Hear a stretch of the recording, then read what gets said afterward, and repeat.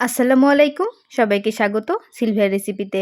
আজকে আমি আপনাদের সাথে শেয়ার করব খুবই সুস্বাদু, ঝরঝরে ও পারফেক্ট পোলাও রান্নার রেসিপি। চলুন তাহলে দেরি না করে রান্না শুরু করা যাক। পোলাও তৈরির জন্য প্রথমেই আমি নেব মেজারমেন্ট কাপের 2 কাপ পরিমাণ চাল। আমি এখানে চিনি গুঁড়া পোলাও এর চাল ব্যবহার করেছি। এবার আমি চালগুলো ধুয়ে পরিষ্কার করে পানি ছাড়িয়ে নিব।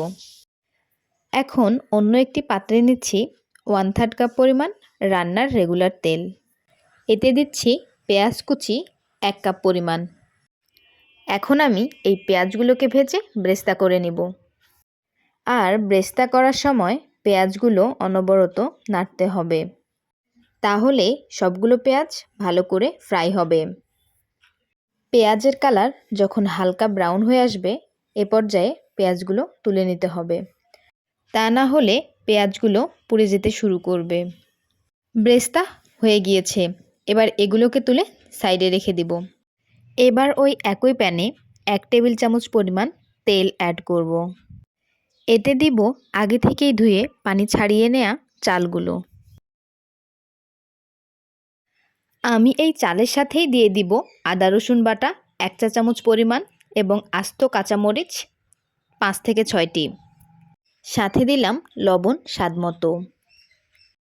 এবার চালগুলোকে আমি ভেজে নিব যতক্ষণ পর্যন্ত চালগুলো ঝরঝরে হয়ে না আসে।